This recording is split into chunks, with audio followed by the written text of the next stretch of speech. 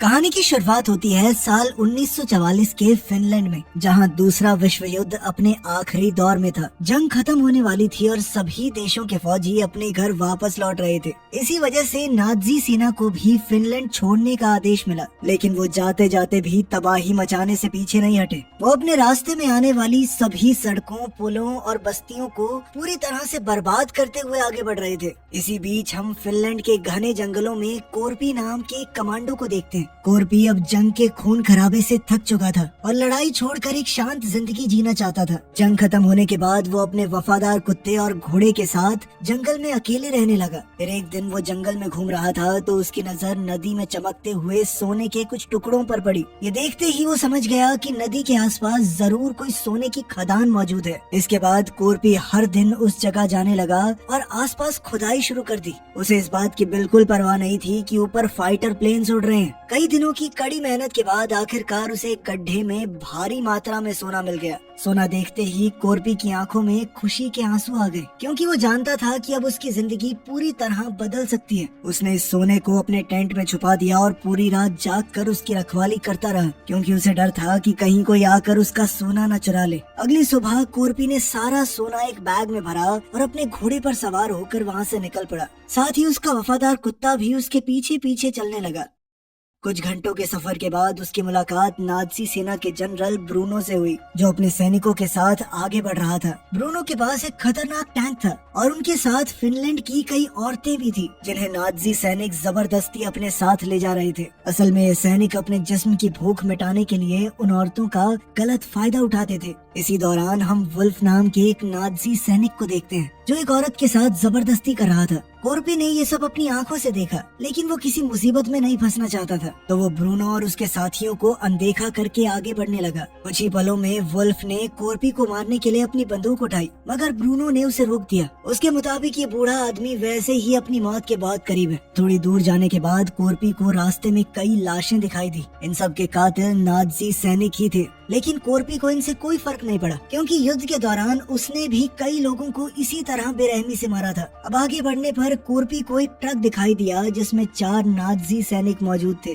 उन्होंने कोरपी को घोड़े से उतरने को कहा। तभी उनकी नजर कोरपी के बैग पर पड़ी। उन्होंने शक के आधार पर बैग खोला और उसमें सोना देखकर सभी दंग रह गए। तब कोरपी समझ गया कि ये लोग उसका सोना लूटकर उसे मार डालेंगे, इसीलिए उसने सबसे पहले अपने कुत्ते से भागने को कहा। उसे भागते हुए देखकर एक सैनिक ने कुत्ते पर गोलियां चला दी, मगर वो जैसे तैसे भाग निकला। इसके बाद एक सैनिक ने कोरपी पर गोली चलाने की कोशिश की, पर तभी कोरपी ने अपना चाकू निकालकर उसके सर में दे मारा, जिससे उसकी मौके पर ही मौत हो गई। अब बाकी सैनिकों ने भी उस पर हमला बोल दिया, लेकिन कोरपी ने अपने चाकू की मदद से एक एक करके उन्हें मौत के घाट उतार दिया। साथ ही उसने एक सैनिक को ढाल बनाया ताकि वो गोलियों से बच सके। तभी बचे हुए एक सैनिक ने उसे पीछे से पकड़ने की कोशिश की, तो कोरपी ने उसके हाथ को मरोड़कर उसकी गन से ही उसे गोली मार दी। इधर ब्रूनो और उसके साथियों को जब गोलियों की आवाज सुनाई दी तो वो उसे देखने के लिए वापस पीछे गए, लेकिन तब तक तो कोरपी वहाँ से जा चुका था। तभी ब्रूनो ने देखा कि उसके सैनिकों की पूरी टुकड़ी को किसी ने मार दिया है। उसी समय उसे एक सैनिक की जेब में सोने का टुकड़ा दिखाई दिया, तो वो समझ गया कि उसके साथियों को उसी बूढ़े आदमी ने मारा है और उसके पास ढेर सारा सोना है। अब ब्रूनो ने भी कोरपी का पीछा करने का फैसला कर लिया। थोड़ी देर बाद उसे रास्ते में कोरपी दिखाई दिया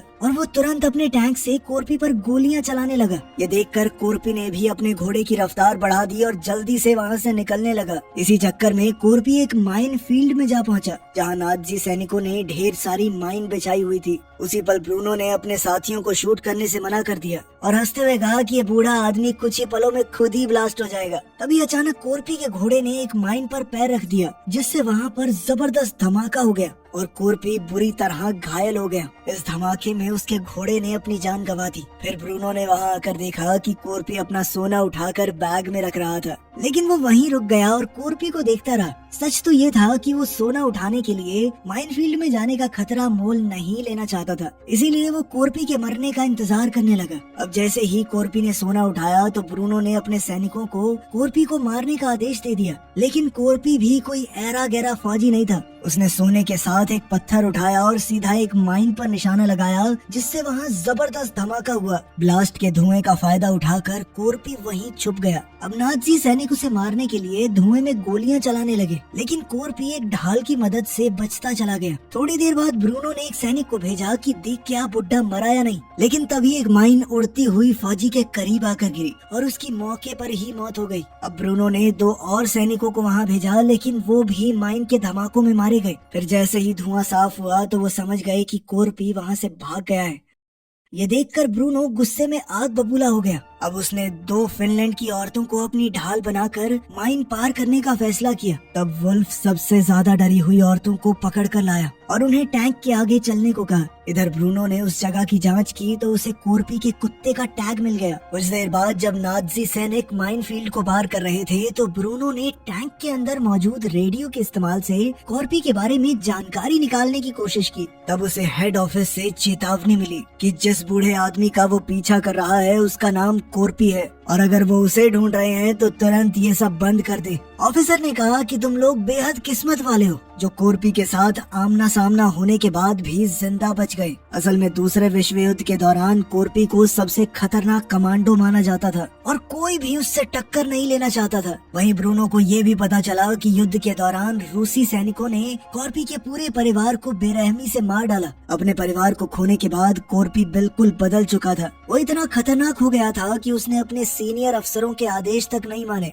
आखिर में हालात ऐसे हो गए कि वो अकेला ही जंगल में रूसी सैनिकों का शिकार करने लगा। तब से लेकर अब तक कोरपी अकेले 300 से ज्यादा रूसी सैनिकों को मौत के घाट उतार चुका है। अंत में ऑफिसर ने ब्रूनो से साफ शब्दों में कहा कि ज्यादातर लोग कोरपी को अमर मानते हैं और उसके पीछे जाना खुद मौत को दावत देने के बराबर है। लेकिन ब्रूनो को इस चेतावनी से ज्यादा फर्क नहीं पड़ा। उसने कोरपी का पीछा जारी रखने का फैसला किया। असल में नाजी सेना को युद्ध हारने के बाद बहुत कड़ी सजा मिलने वाली थी और ब्रूनो अब उस सोने के दम पर रिश्वत खिला के अपनी सजा से बचना चाहता था। इसी लालच की वजह से वो किसी भी कीमत पर कोरपी से सोना छीनना चाहता है। तभी हम कहानी में वापस कोरपी को देखते हैं। रास्ते में उसे एक जला हुआ ट्रक दिखाई दिया और वो वहीं ट्रक के पीछे लेटकर छुप गया। उसने अपने शरीर में फंसी गोलियों को चाकू की मदद से निकाला और दर्द से कराहते हुए अपने जख्मों पर धूल डाली ताकि खून रुक जाए। थोड़ी ही देर में कोरपी का कुत्ता भी वहां आ गया, लेकिन कोरपी ने उसे पास न आने का इशारा किया, इसीलिए उसने दूरी बनाए रखी और दूर से ही उसे देखता रहा। अब ज्यादा खून बहने और थकान की वजह से कोरपी की आंख लग गई। इधर कुछ ही घंटों में नाजी सैनिक उस इलाके में आ पहुंचे। उनकी आहट सुनते ही कोरपी की नींद खुल गई और उसने देखा कि नाजी फौजी उसे ढूंढने के लिए खोजी कुत्तों का सहारा ले रहे हैं। हालात भांपते हुए कोरपी तुरंत ट्रक के नीचे छुप गया और वहां से उनकी हर हरकत पर नजर रखने लगा। फिर जैसे ही नाजियों का ट्रक आया, कोरपी तुरंत चुपके से उनके ट्रक के नीचे घुस गया और उसके फ्यूल टैंक को काट दिया। जल्द ही पेट्रोल उसके शरीर पर गिरने लगा, जिससे उसके शरीर की गंध दब गई और कुत्तों को उसके होने का कोई सुराग नहीं मिला। मजबूर होकर नाजी सैनिकों ने कोरपी को पकड़ने के लिए एक नया आइडिया लगाया और वहीं पर डेरा डाल लिया। थोड़ी देर बाद जब कोरपी ने वहां से निकलने की कोशिश की तो अचानक एक कुत्ते ने उसे देख लिया और जोर जोर से भौंकने लगा। इस वजह से सैनिकों का पूरा ध्यान उस पर चला गया और वो कोरपी पर गोलियां बरसाने लगे। इस दौरान एक गोली सीधा कोरपी के पैर में जा लगी, फिर भी वो हिम्मत दिखाते हुए वहां से भाग निकला। ये सब देखकर ब्रूनो ने अपने कुत्तों को कोरपी के पीछे छोड़ दिया। अब कुत्तों से जान बचाने के लिए कोरपी ने अपने शरीर में आग लगा ली और पास ही झील में कूद गया। सैनिक तो अब भी उस पर अंधाधुंध फायरिंग कर रहे थे,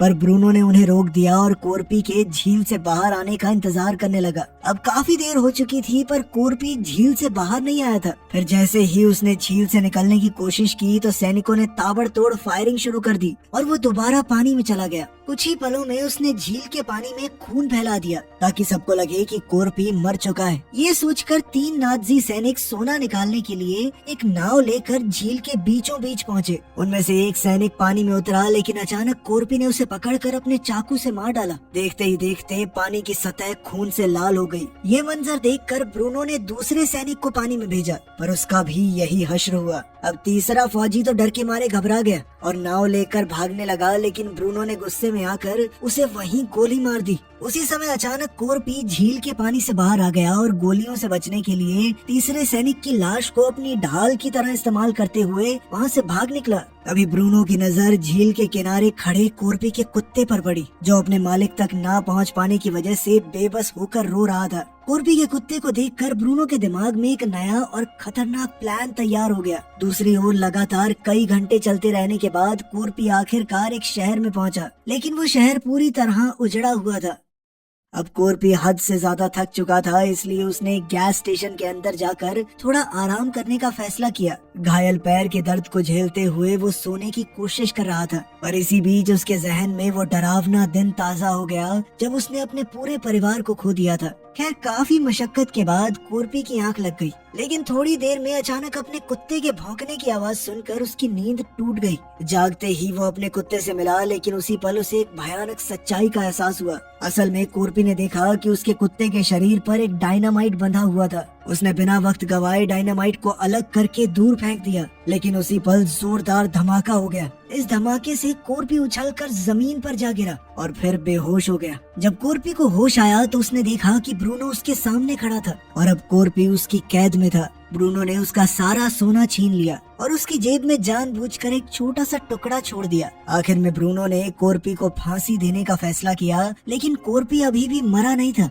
असल में उसने फांसी से बचने के लिए अपना पैर लकड़ी में लगी हुई एक कील के सहारे टिका लिया था। इसके बाद कोर्पी ने अपने दूसरे पैर को भी धीरे धीरे लकड़ी पर टिकाया। उसे दर्द बहुत हो रहा था, लेकिन इस तरह उसने मौत के फंदे से खुद को बचा लिया। वहीं उसका वफादार कुत्ता उसके पास ही बैठा रहा और चुपचाप अपने मालिक के नीचे उतरने का इंतजार करने लगा। इसी तरह पूरी रात गुजर गई। सुबह होते ही एक प्लेन वहां पर लैंड हुआ। प्लेन की तेज हवा से कोर्पी की गर्दन पर बंधी हुई रस्सी टूट गई और वो नीचे जमीन पर जा गिरा। थोड़ी देर बाद प्लेन से 2 पायलट बाहर निकले और फ्यूल की तलाश करने लगे। तभी उनकी नजर कोर्पी और उसके कुत्ते पर पड़ गई। एक पायलट ने अपने साथी को उन दोनों को गोली मारने को कहा, लेकिन दूसरा पायलट डर के मारे हिचकिचाने लगा। इसी मौके का फायदा उठाकर कोर्पी ने अचानक पायलट के पैरों पर वार कर दिया। पायलट बैलेंस बिगड़ने से नीचे गिर गया और उसका सर एक पत्थर पर जोर से टकरा गया, जिससे वो वहीं बेहोश हो गया। अभी दूसरा पायलट आगे बढ़ रहा था, लेकिन कोर्पी ने फुर्ती से एक ईंट उठाकर उस पर हमला बोल दिया। इस वक्त कोर्पी को लगा कि अब शायद वो अपना खोया हुआ सोना कभी वापस हासिल नहीं कर पाएगा और उसने ब्रूनो का दिया हुआ सोने का टुकड़ा भी वहीं जमीन में दफना दिया। लेकिन तभी उसकी नजर बेहोश पड़े दूसरे पायलट पर गई, क्योंकि वो अभी भी जिंदा था। यहीं से उसके दिमाग में एक नया प्लान बना। उसने इसी पायलट के प्लेन के सहारे ब्रूनो तक पहुंचने का फैसला किया ताकि वो अपना सोना वापस पा सके। लेकिन आगे बढ़ने से पहले कोर्पी ने अपने पैर में धसे हुए मेटल के टुकड़े निकाले और दर्द की परवाह किए बिना घाव को आग से जलाकर एक तार की मदद से कसकर बांध दिया। ये सब देखकर वो पायलट तो डर के मारे पूरी तरह सहम गया। इसके बाद कोर्पी ने अपने वफादार कुत्ते को वहीं छोड़ दिया और अकेले ही प्लेन में बैठकर ब्रूनो की तलाश में निकल पड़ा। दूसरी तरफ नाज़ी सैनिकों को रास्ते में एक क्रैश हुआ प्लेन दिखाई दिया। जांच करने के लिए वुल्फ प्लेन के अंदर गया तो उसने देखा कि हादसे में पायलट की मौके पर ही मौत हो चुकी थी। लेकिन तभी वुल्फ की नजर पायलट के गले में पड़ी हुई रस्सी पर गई। ये वही रस्सी थी जिससे उन्होंने कोर्पी को फांसी दी थी। ये देखते ही वुल्फ समझ गया कि कोर्पी अभी भी जिंदा है और वो अपना बदला लेने के लिए वापस जरूर लौटेगा। साथ ही ब्रूनो भी ये जान गया था कि कोर्पी कोई आम इंसान नहीं है। इस डर की वजह से ब्रूनो ने अपने सभी आदमियों को तुरंत वहाँ से हटने का आदेश दे दिया। इसके बाद हम 2 नाज़ी सैनिकों को देखते हैं जो कुछ फिनिश औरतों के साथ एक ट्रक में बैठे थे और कोर्पी के बारे में आपस में बातें कर रहे थे। उनकी बातें सुनकर आनो नाम की एक औरत हंसने लगी।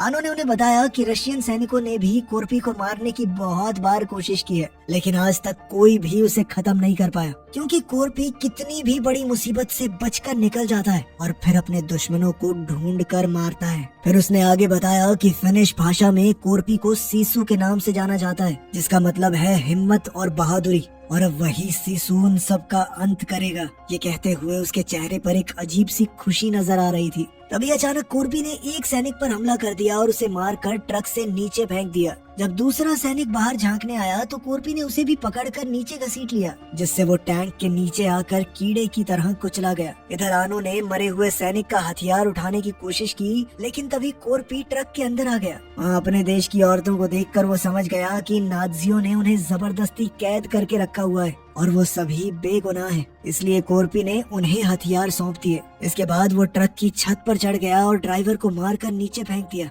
अब उसने आनो से ट्रक चलाने को कहा ताकि वो उसकी मदद कर सके। इसके बाद आनो ट्रक को टैंक के करीब ले जा रही थी, लेकिन टैंक में मौजूद लोगों को शक हो गया। इसीलिए सभी औरतों ने मरे हुए सैनिकों की बॉडी का इस्तेमाल किया ताकि किसी को भी सच्चाई का पता न लग जाए। इसके बाद आनो अपना ट्रक दूसरे ट्रक के पास ले गई। वहाँ सभी औरतों ने ट्रक में मौजूद सैनिकों पर अंधाधुंध फायरिंग करके उन्हें बुरी तरह मार डाला। साथ ही उन्होंने ट्रक के ड्राइवर को भी गोली मार दी, जिससे वो ट्रक अपने आप सड़क से नीचे उतर गया। दूसरी तरफ कोर्पी टैंक का गेट तोड़ने की कोशिश कर रहा था। तभी ब्रूनो ने अचानक टैंक को रोक दिया, जिससे कोर्पी नीचे गिर गया। ये देखकर वुल्फ कोर्पी को जान से मारने के लिए टैंक से बाहर आ गया, लेकिन कोर्पी जल्दी से वापस टैंक पर चढ़ गया और उसकी वुल्फ के साथ जबरदस्त लड़ाई छिड़ गई। इस दौरान दोनों जमीन पर गिर गए और अब टैंक के अंदर सिर्फ ब्रूनो और शल्ट्स नाम का एक सैनिक बचा था। वो सैनिक अपनी जान बचाकर वहाँ से भागने की कोशिश कर रहा था। इधर कोर्पी ने वुल्फ को मार मार के उसकी हड्डी पसली एक कर दी,